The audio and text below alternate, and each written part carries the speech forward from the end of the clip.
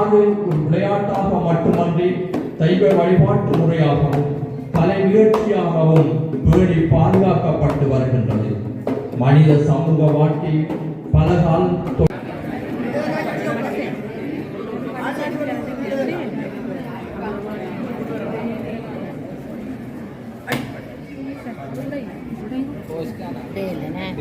சத்தம் கேட்குது உடையிற மாதிரி, ஆனால் உடையல.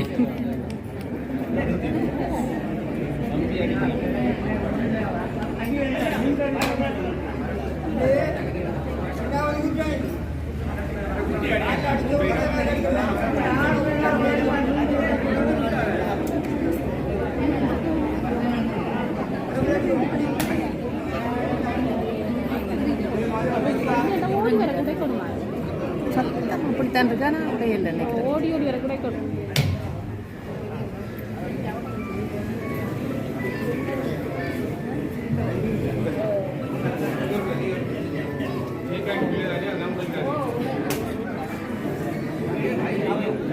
பெண்சேரியினர் அடித்த கையால் தான் உடைந்திருக்கிறது.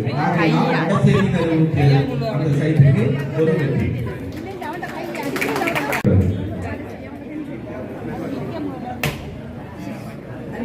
அங்கே அடிபடவில்லை, உடையவில்லை.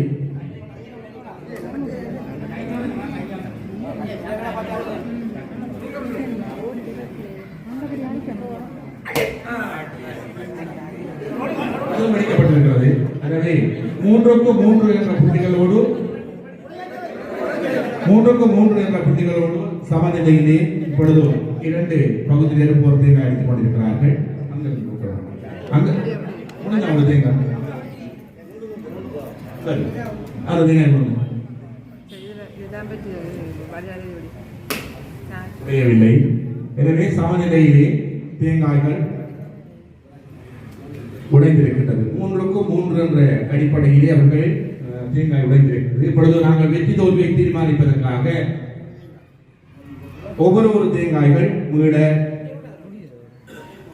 உருட்டுவதற்காக தயார்படுத்தப்படுகிறது.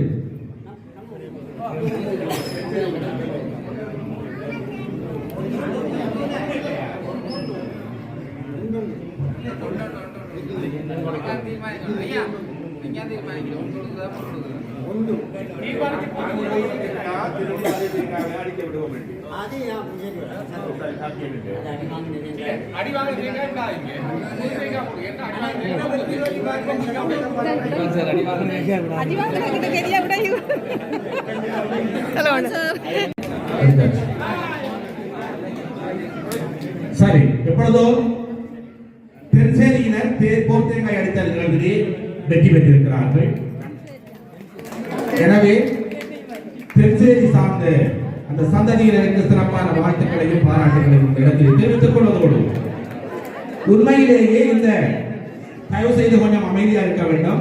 இந்த விளையாட்டு வடசேரி தென்சேரி என்கின்ற 2 சேரிகளை அடிப்படையாக வைத்திருந்தாலும் கூட விளையாடுகின்ற போது கூடுதலாக தென்சேரியினர் விட வேண்டும் என்கின்ற எண்ணப்பாட்டோடு தான் விளையாடுவது வழக்கம்.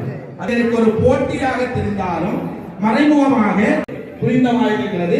இந்த கொம்பு கொஞ்சம் வெளியில அண்ணாந்தமாக இருக்கிறது. ஆகையினால் எப்பொழுதும் தென்சேரி கொம்பு கொஞ்சம் உள்ள புரிந்தமாக இருக்கிறது. இப்படித்தான் இருக்கு தென்சேரி கொம்பு. வடசேரி கொம்பு கொஞ்சம் மேல இப்படி இருந்தமாக இருக்கிறது. இதுதான் இந்த கொம்புகள். இந்த கொம்புகள் இப்பொழுது இங்கே இருக்கிற கொம்பு